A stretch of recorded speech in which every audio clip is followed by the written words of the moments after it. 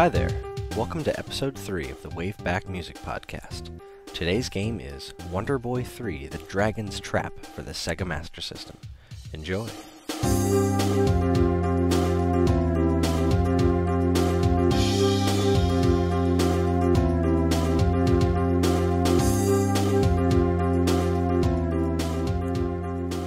Hello again.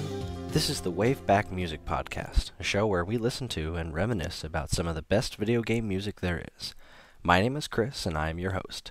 Today's game is a very fun one for me because while it's a very old game, it's one that I just recently discovered. It's for the Sega Master System, which means the music might be a bit on the tinny side, but the composition more than makes up for it. Let's take a listen to music from Wonder Boy 3: The Dragon's Trap. Wonder Boy 3: The Dragon's Trap was released for the Sega Master System back in 1989. Now let's take a moment to discuss the complicated Wonder Boy history. In 1986, Sega produced an arcade game called Wonder Boy, wherein a blonde kid ran around throwing hammers, eating fruit, and occasionally riding a skateboard. Things got complicated right away as Sega ported it to their various consoles.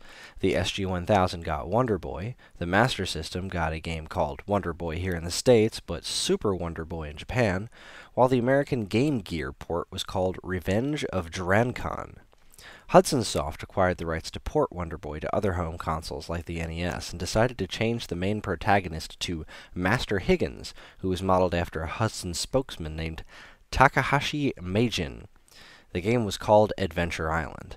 While it was essentially the same game as Wonder Boy, sequels to Adventure Island were all originals created from scratch by Hudson, and they maintained a strong gameplay link to the original. Meanwhile, the sequel to Wonder Boy was released in Japanese arcades called Wonder Boy Monsterland in 1987.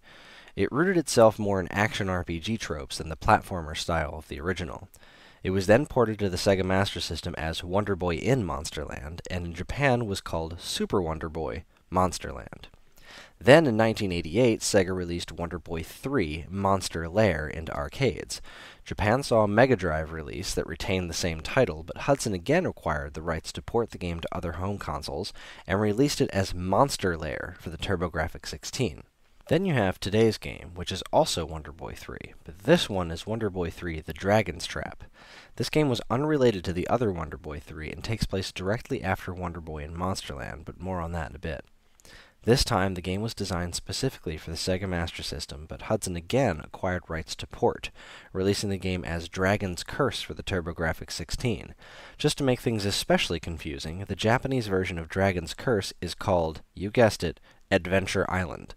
Sega also released the game on Game Gear in Japan as Monster World 2 because why not?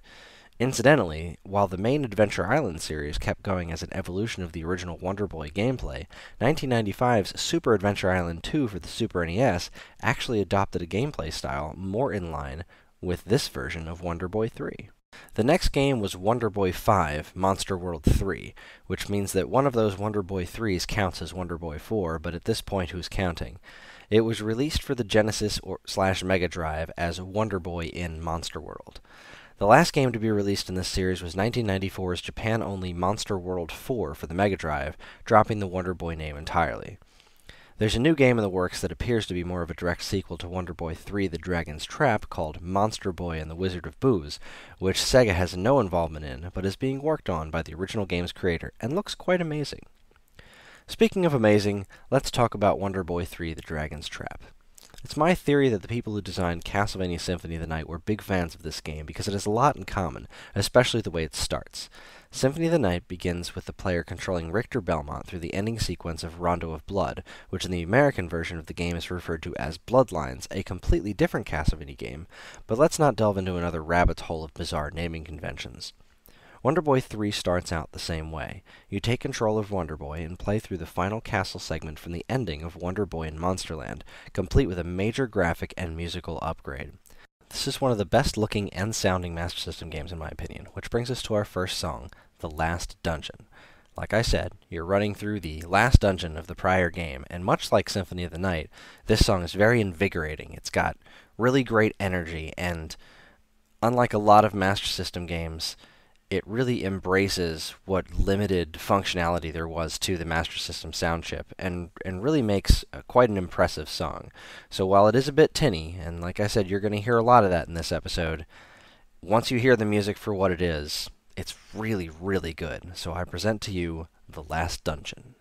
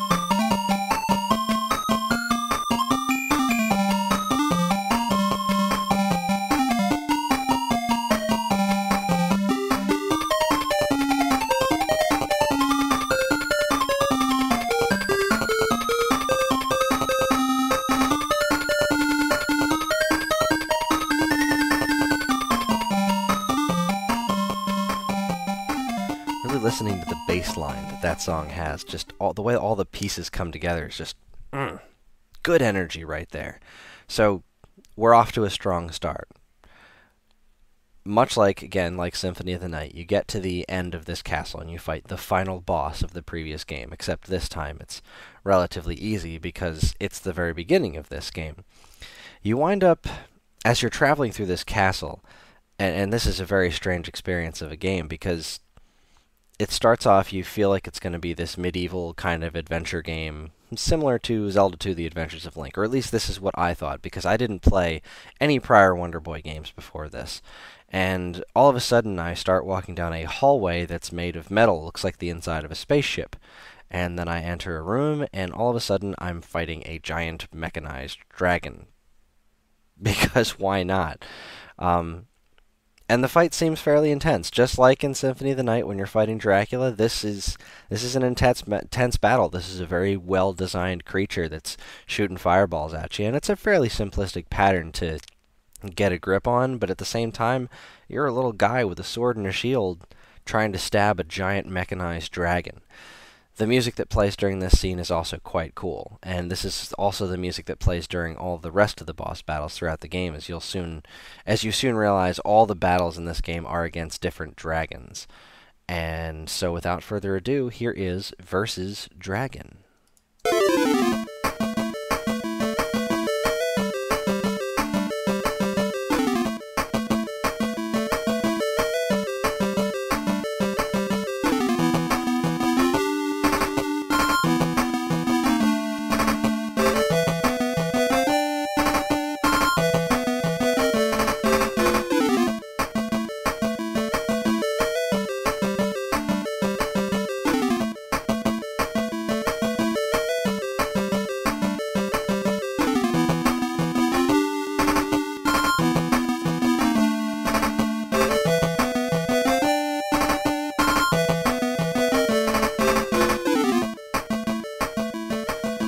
Now, after you beat the dragon, I guess the first thing that really starts setting this game apart and really setting the stage for the kind of game that this is going to be is you beat this dragon and a bunch of coins start shooting out of the ether, but a little blue flame flies around, which you naturally feel like you should get, so I did, and it transformed me into a dragon, which I thought was pretty cool, until I realized that I was now stuck in this dragon form. There's no changing out of it, and this becomes a theme for the rest of the game, is that the dragon's trap is actually that every time you beat one of these dragons, it forces you to take a different form. and you have to utilize the attributes of these specific forms to kind of continue to traverse the rest of the world. Much like in Symphony of the Night, the way different transformations allow you to get to different areas in the game, that's exactly how it works here. With the exception of the first form, which is being turned into a dragon, which really doesn't afford you much besides the fact that you can breathe a little bit of fire, which doesn't have a much of a different effect than your sword and shield did. But after you defeat the dragon and you turn into a dragon yourself, you find your way out of the crumbling castle, and it goes into a little cutscene that tells you a bit about the story, where you're going, where the game's going to take you, and this kind of interesting, sad, foreboding music starts playing it really sets the stage of what's going to be happening in front of you. You're now ready to start on the adventure, because what you just played was a prologue. Now it is time to start the game. The next track that you're going to listen to is actually two different tracks. The first one is called And Now, which is basically the story section I was just talking about. And right after that, exactly as it appears in the game, is Monster Town. Monster Town is probably my favorite track in the game. Harkening back to the first episode, if you remember what I talked about, Balloon Kid, when you're playing through that first stage, and it just feels like you've got a whole world ahead of you, and you're about to embark on an adventure, but even though things are dangerous around you, at this exact moment you feel safe. So you start playing the game again after this whole thing. You're turned into a dragon, and you're in Monster Town, and it's just a town, like a town in Zelda 2. Nothing is out to hurt you in this town, but there's little crevices and doors and places that you can get to and places that you can't get to. And you think, boy, there's got to be some sort of power-up that's going to get me into that other location. And the music that plays is just so perfect. And again, you have to hear past the instruments, because this is a very high-pitched, tinny, chirpy song. But when you really hear the composition of it, when you really listen to this song, it just hits exactly right. And every time you get a game over in this game, which for me was quite a lot, you always start back in Monster Town. And as much as it could have made me angry, every time I heard this song, I was soothed and excited at the same time. You hear this song and you just, okay, we're back, we're good. I'm going to try this again, I'm going to do better. And it's the perfect song for that. So here is our 2-track double feature, And Now / Monster Town.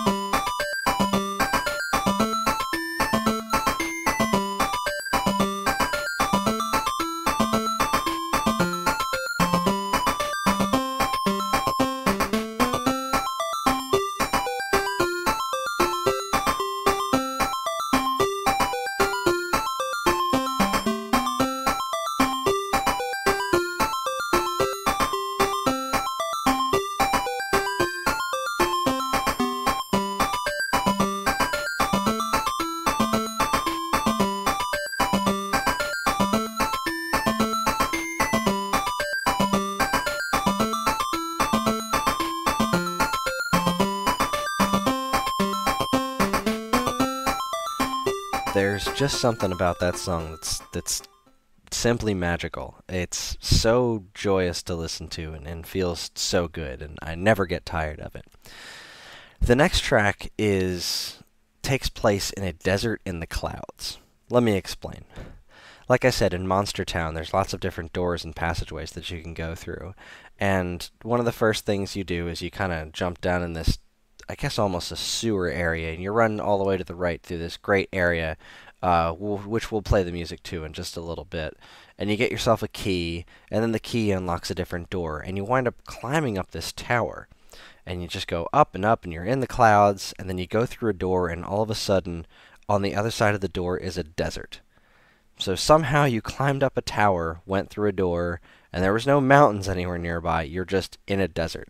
So the only conclusion is that this whole desert world is just floating in the clouds, which is really interesting. I just have come to call it the desert in the clouds.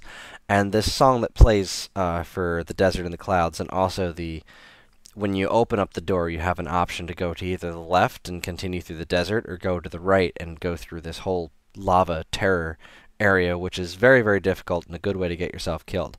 So obviously I went to the left, and that's where you were supposed to go in order to continue the game in the right direction, or at least as far as I know. So this song is called The Danger Zone, not related to Archer's favorite song, Danger Zone. And this is the song that plays while you're traveling through the desert in the clouds. And it's a kind of a darker song than what you were used to in Monster Town, which is totally fine. It's got a good, invigorating action feel to it. So enjoy The Danger Zone.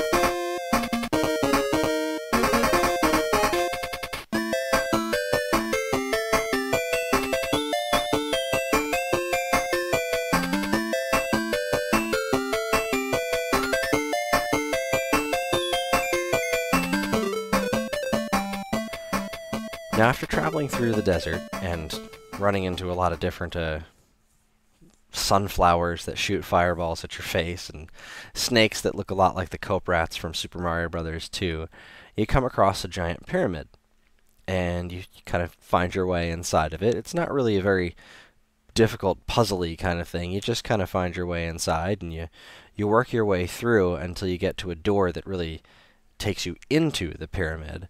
And that's where you hear the next track, which is called The Monster's Lair.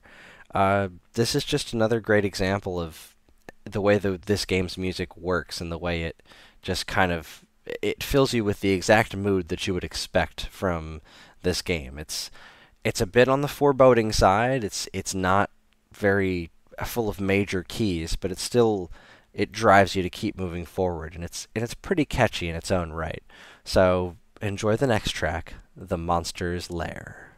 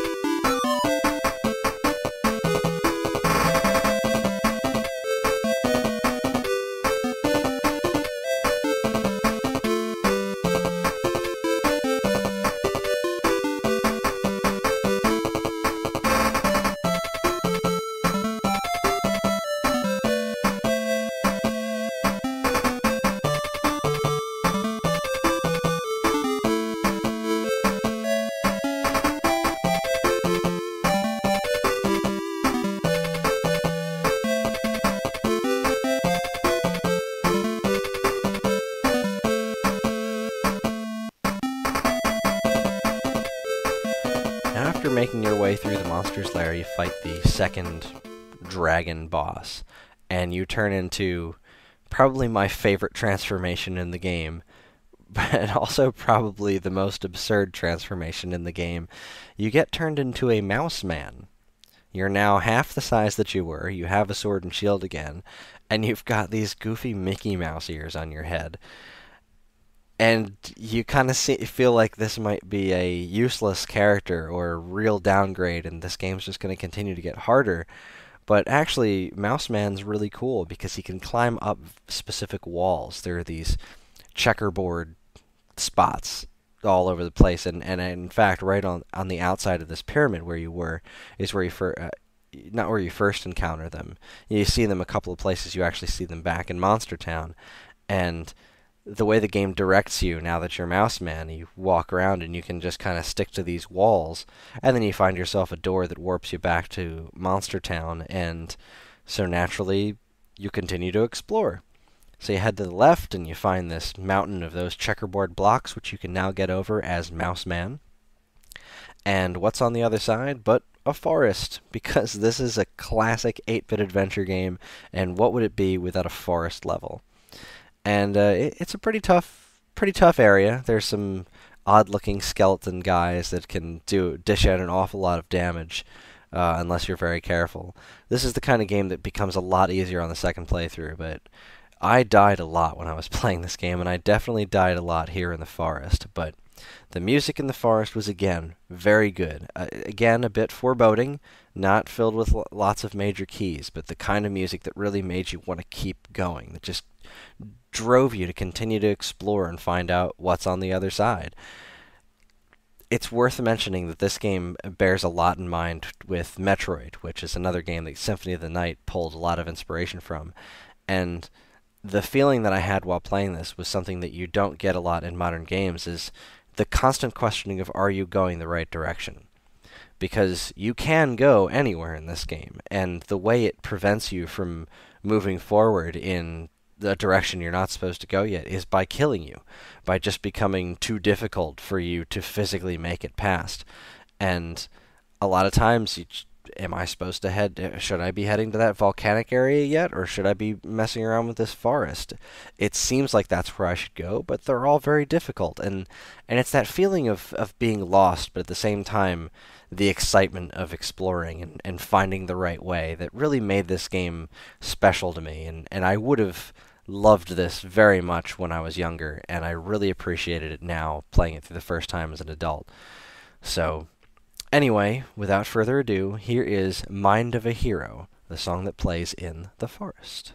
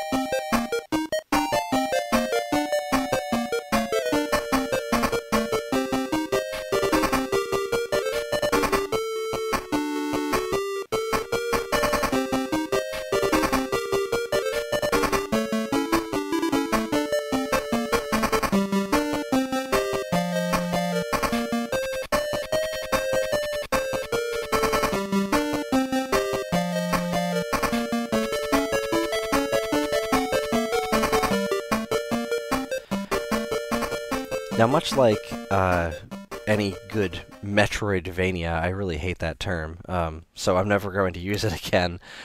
Much like Metroid-style games, there's a decent amount of backtracking, and I mentioned this place earlier in the game. It's actually one of the first places you visit, but I wanted to save the song until later because it's right up there with Monster Town as my favorite song in the game. It might overtake it, I don't know, it's difficult to say, but this is just a wonderful, wonderful piece of music. There's an area right next to Monster Town. It's kind of almost like a beach type of area with a giant building at the end and a couple of palm trees. There's little crab creatures running around, and lots of water at the bottom that you can jump in and swim around in if you've become the fish type character that you eventually get transformed into. And after you're done with the forest, I believe you come back to this area to try to get another key or something along those lines. There's lots and lots of different secrets hidden in there. But the music to this area just, it really, really is one of the finest examples of what can be accomplished with Sega Master System music as far as creating a great tone and a great, almost relaxed feel. This place isn't quite as dangerous as a lot of the other areas in the game, unless you're really swimming around underwater and you're incredibly ill-equipped. But because you encounter it first early in the game, it still has that kind of laid-back feel to it, and the music matches that perfectly. It's the kind of song that's just going to get stuck in your head, and I mean that in the best way possible. It's a wonderful, joyous song, and I'm going to stop praising it and just play it. So here is Side Crawler's Dance.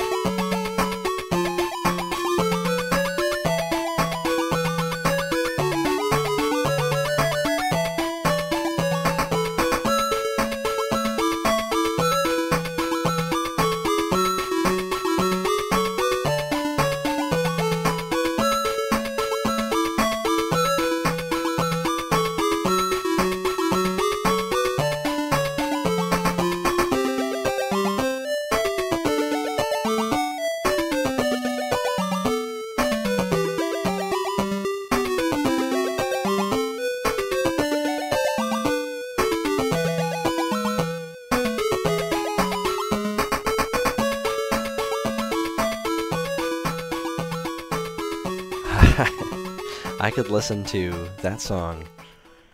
I could just listen to that song on a loop for a long, long time. That is a great, great track, and it reminds me of another Master System game. The version of Sonic the Hedgehog that was released for the Sega Master System has music that reminds me a lot of that track, and it's the perfect middle of the day music. It just fills you with that sense of nostalgia. And even though I didn't play this in a time where I could be nostalgic for it, this type of music exemplifies the best of 8-bit music to me, and it's just a masterful track. It really is.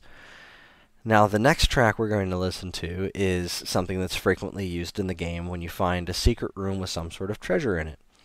It's an interesting little tune. It's pretty different from most of what else you've heard. It's a very relaxed, very slow-paced, and very completely and totally non-threatening. Similar to Sidecrawler's Dance, where it's not a very threatening tune. But this one is even more just, it's the kind of music that plays when you know that you are absolutely safe. Nothing is going to hurt you while this music is playing. And it's a really cute little number. It is pretty different from everything else in the game and just a joy to listen to. So here is It's a Treasure Box.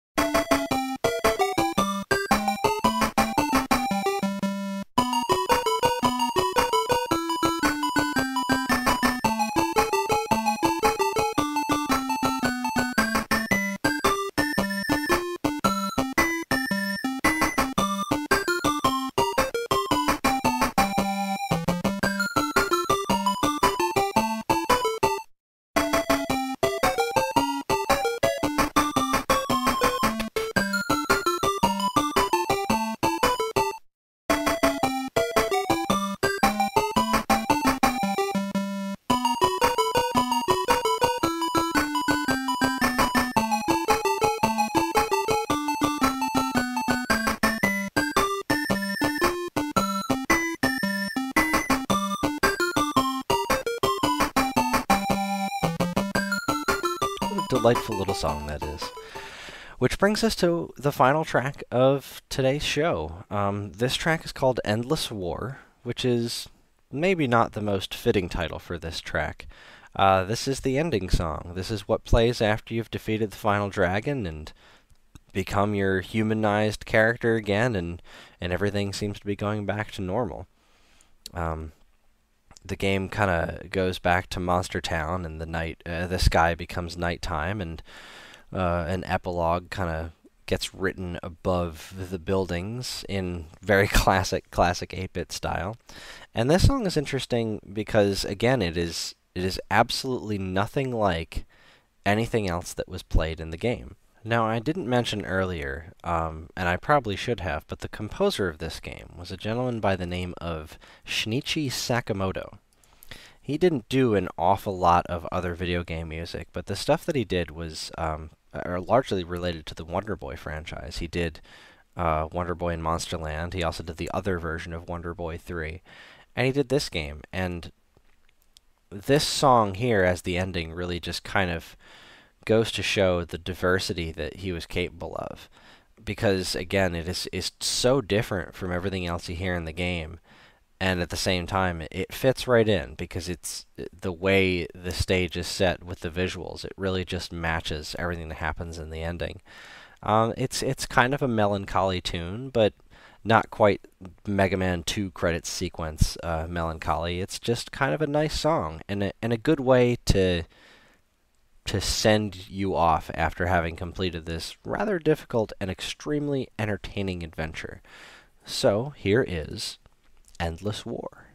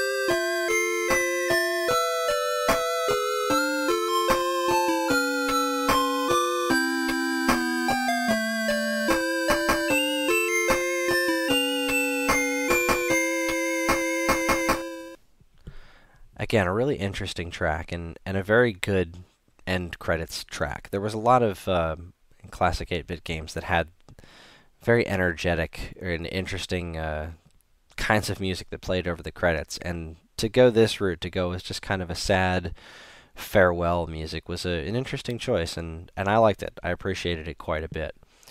So that's going to do it for our show. Wonder Boy 3 is currently available on the Wii Virtual Console, and I cannot recommend it enough. If you have a Master System, if you have a power-based converter and a Retron 5, if you have yourself a Wii, if you have yourself a Wii U, do yourself a favor and try this game. If you like retro games, you won't regret it. So the next episode will be another live show, and the game is going to be Sonic the Hedgehog 2. It's not for a few weeks yet, so be sure to send your memories of Sonic 2 to mail@geekade.com. That's mail@geekade.com. Also, check out all the other great content we have on the site over at geekade.com, and thank you very much for listening.